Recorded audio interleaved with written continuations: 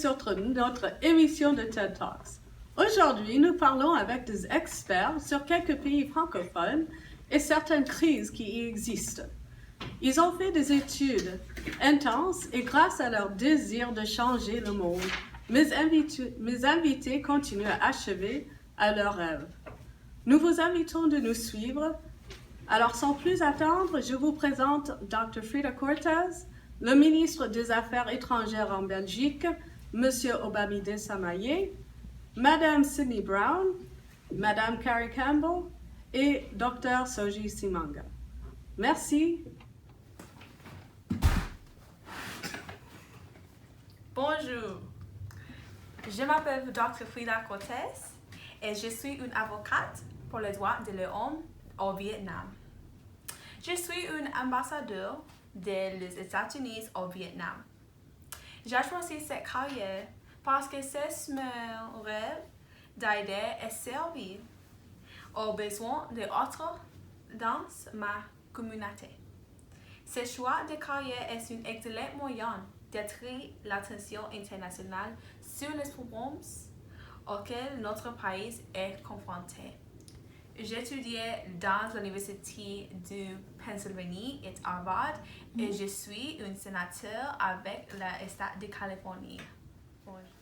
Bonjour, je suis ministre des Affaires étrangères en Belgique. Précédemment, j'étais un avocat de l'immigration et droit des sociétés. Je suis spécialiste des qualités des milieux et résolution des conflits. Je me concentre sur la crise d'immigration en Belgique.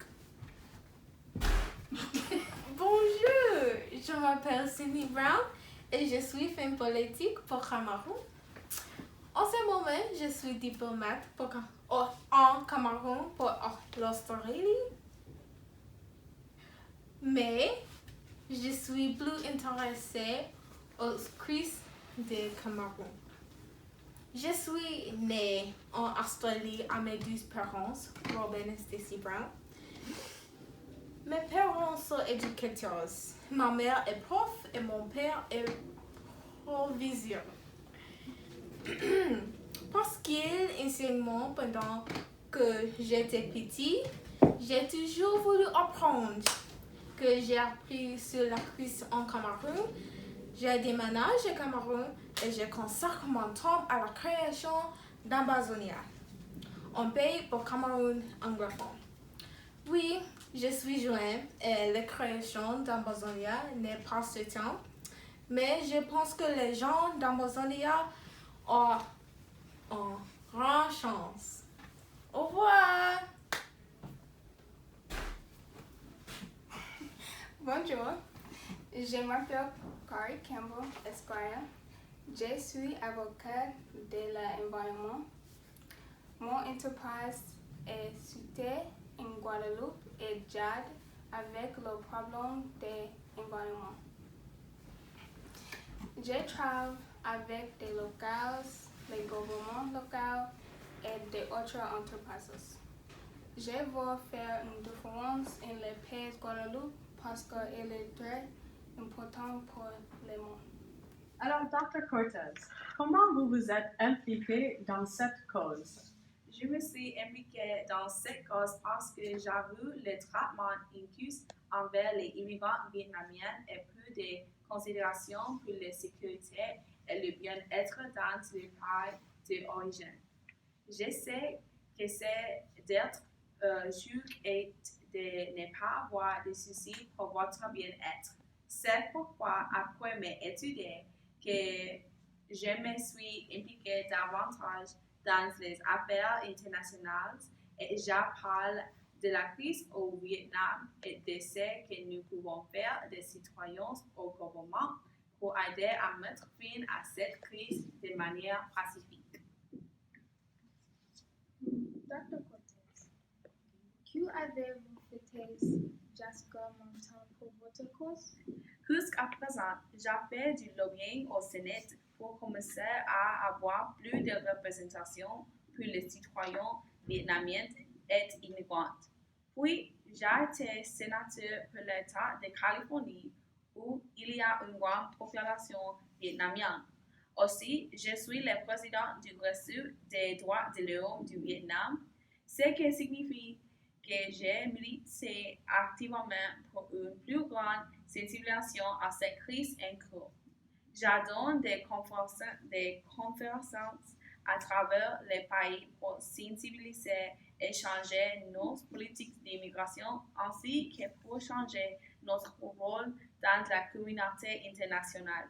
Je crois vraiment que bien que nous ne devions pas trop nous impliquer dans les affaires politiques, nous devrions intervenir pacifiquement lorsque cela est plus nécessaire. Dr. Simanga, est-ce que votre décision de devenir docteur et entrer dans l'armée était pour des raisons personnelles? J'ai décidé de devenir médecin à cause de mes propres symptômes médicaux. Je suis né avec un cœur hypertrophique et aussi j'ai développé une très sévère forme d'asthme quand j'étais enfant et 16 ans, j'avais un kyste ovarien qui s'est éclaté et a requis une opération.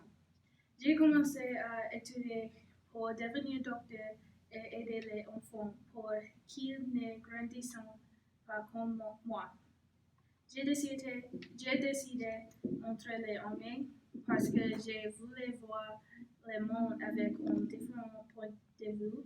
Je voulais faire l'expérience pourquoi nous sommes allés à la guerre et je voulais aider les citoyens innocents. Mais je voulais perpétuer la tradition dans ma famille et servir mon père. Une question pour Dr. Simanga. Comment donnerez-vous aux gens les matériaux médicaux dont ils ont besoin? Mon organisation se battra pour santé est située dans de nombreux pays et dans les sièges à New York. Nous recevons constamment des dons du monde. Nous envoyons ces dons aux différents pays, aux nos employés. Monsieur le ministre, qu'est-ce que vous avez fait comme ministre des Affaires étrangères pour unir beaucoup de pays et de peuples pour soutenir votre cause? Comme ministre des Affaires étrangères, je parle à beaucoup d'hommes d'État. J'ai beaucoup voyagé aux pays tels que les États-Unis, le Nigeria et l'Afrique du Sud. Aussi, j'ai fait les conférences à l'Université de Ghent, le ONU et la Maison Blanche. Avec mon titre de poste, je peux parler à beaucoup de personnes importantes et des pays pour aider mes causes. Merci. Monsieur, qu'est-ce qui avez-vous causé d'être intéressé avec cette crise? La manière de comment les demandes d'asile du Soudan sont traitées ma cause d'être intéressant avec cette crise. Ils sont très injustement par le gouvernement. Le gouvernement fait égal pour eux. Ils vivent dans la peur. Ils n'ont pas laissé et si ils demandent le gouvernement pour laisser, le gouvernement va les déporter. Ils sont très tristes et donc c'est pourquoi je me suis intéressant. Merci. Alors, Madame Campbell, pourquoi le pays de Guadeloupe? Pourquoi vous vous êtes concentré beaucoup de votre vie pour aider la Guadeloupe? J'ai choisi d'aider les Guadeloupe au cause de ma famille. Je n'ai habité en Guadeloupe quand j'étais enfant, mais c'est mon père natal. Une grande partie de ma famille restait en Guadeloupe. J'ai la temps dans ma cour Je veux aider les pays aux causes de ma famille. Merci. Pour Madame Campbell, est-ce que vous pensez à développer votre cause internationalement? Aidez-vous avec des problèmes d'environnement ou autre pays? Oui, je pense à la moralisation de mon entreprise. J'aimais me développer internationalement, mais c'est très difficile pour mon entreprise. Nous suivons précisément de l'argent par des dons. Si l'entreprise n'est pas active, nous n'avons pas assez d'argent pour des autres projets avec la communauté. Dr. Brown, si le pays d'Amazonia est créé, comment le sera-t-il gouverné? Qui sera le leader?